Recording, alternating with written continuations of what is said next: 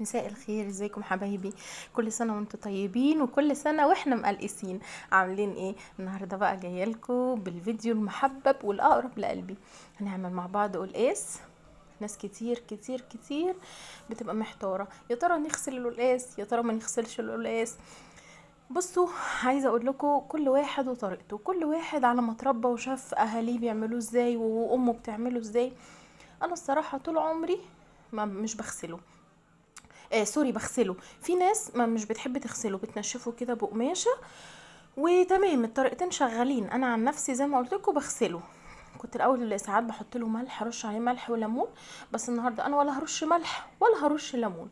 النهارده هعمله معاكم بطريقه سهله خالص وبسيطه، وهتاخدي احلى قلقاس بجد هتعمليه في حياتك. واللحمه، بصوا القلقاس دايب واللحمه دايبه والريحه واصله لاخر الدنيا. ما تيجوا نشوف الطريقه مع بعض، يلا بسرعه. عندي هنا حله، حطيت فيها كده معلقه صغيره من السمنه، حطيت فيها فص مستكه وحبهان وورق لورا. وشمي بقى الريحه، شمي الريحه يا ست الكل. هنحط بقى قطع اللحمه بتاعتنا. في ناس بتحب تعمله بالفراخ، يعني مش تحطوا الفراخ مع القلقاس، لا، يعني بتحب تسلق فراخ وتحمرها وتعمل بشوربه الفراخ. القلقاس بيبقى زي العسل برضه على فكره. كل واحد وامكانياته وكل واحد وطريقته. الطريقتين حلوين على فكره. انا النهارده هعمله باللحمه. انا بحب اعمله باللحمه، بس يعني ان وجد فراخ ومفيش لحمه عادي، مش يعني الاكله مش هتقول لا يعني. تمام. هنا شوحت اللحمه بتاعتي وهحطت لها بقى المنكهات بتاعتها، بصلايه وطماطمايه وقرن فلفل اللي عندك. وطبعا زودتها ميه سخنه. اوعي تزودي اللحمه ميه ساقعه عشان ما تشدش منك وتاخد وقت في السوا. عندي بقى هنا القلقاس الجميل بتاعي والسلق والكزبره الخضراء. يا سيدي يا سيدي، بصوا القلقاس. انا اهم حاجه السكينه تبقى حاميه معاكي، وتخلي بالك برضو وانتي بتقطعي. بصي، ممكن تقطعيه كده زي كأنك بتقطعي بطاطس، ممكن تقطعيه بالطريقه التانية. انا بحب اقطعه كده شرايح زي ما انتوا شايفين، عشان بيبقى سهل جدا جدا عليا في تقشيره وفي تقطيعه. يعني بقطعه كده زي ما انتوا شايفين كده قطع اهو. وزي ما قلت لك اهم حاجه تبقى السكينه معاكي حاميه، بس تخلي بالك من ايدك، خلي بالك على ايدك يعني من السكينه وكده.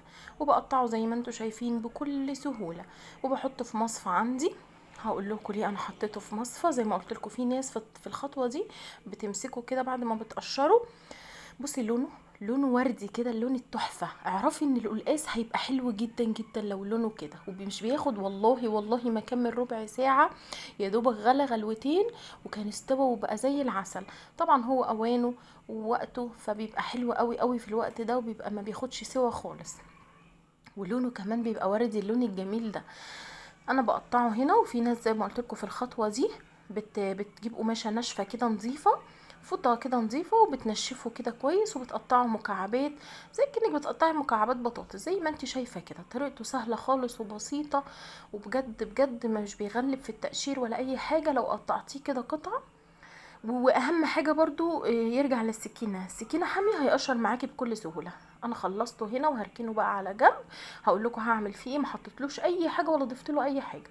هنا عندي السلق بتاعي، دول حوالي 2 كيلو من القلقاس. جبت لهم 3 ربط من السلق وربطتين من الكزبره الخضراء. تمام كده اهو. باخد الورق بس، السلق ما باخدش العروق خالص، باخد الورق بتاعي بس وبحطه كده في طبق. وهغسله غسله حلوه جدا جدا. وهنا الكزبره بتاعتي هغسلها الاول، بعد كده اقطعها طبعا عشان ما يفقدوش القيمه الغذائيه بتاعتهم. وهنستعمل الخلاط. هستعمل كوبايتين من الميه اللي انتوا شايفينها دي عشان يمشوا لي الخلاط. وكده كده احنا بنحتاج الميه يعني بتاعه السلق دي. هنستعمل الخلاط اهو، اسهل حاجه الخلاط. وتزودي ميه كده عشان يتضرب معاكي بكل سهوله، ما يغلبكيش ولا اي حاجه. تمام. دي طريقة امي الله يرحمها، وكل واحد بيرجع لطريقته، بس الطريقة دي اللي انا دايما بعملها معاكم وما بغيرهاش، وبحبه جدا جدا بالطريقة دي. هنا بعد ما ضربت في الخلاط صفيت المية على جنب، والخضرة كده اللي هي ايه عصرتها على جنب، مش هرميها. تمام. عندي هنا بقى حلة هنعمل بقى القلقاس بتاعي. حطيت فيها بصلايه خرطتها كده تخريطه حلوه ومعلقه سمنه، وشوحت بقى اللحمه تشويحه حلوه. وكنت عملت الرز بقى بطريقتي، بالطريقه اللي انتوا عارفينها. انا بحبه قوي بالطريقه بتاعتي دي، ما بغيرهاش اصلا. بحب الاول احمر كده حبه رز، وبعد كده احط الشعريه تحمر، وبعد كده احط الرز. هنا غسلت القلقاس بتاعي، غسلته بميه سخنه فقط لا غير، فقط لا غير، ما حطيتش اي حاجه، ما حطيتش ولا ملح ولا ليمون ولا اي حاجه. غسلته بميه سخنه كويس كده، وخليته زي ما انتوا شايفين قشطه كده، وشوحته مع اللحمه والبصلايه في الاول، وبعد كده نزلت بالشوربه بتاعتي اللي انتوا شفتوها، شوربه اللحمه التحفه دي. وهنا الميه اللي احنا ايه صفيناها من السلق، حطيتها برضو بتدي لون حلو. طبعا في ناس بتعمله بطماطم، انا ما بحبوش، انا بحبه بالطريقه اللي انا إيه طول عمري متعوده عليها وشفتها وما بغيرهاش.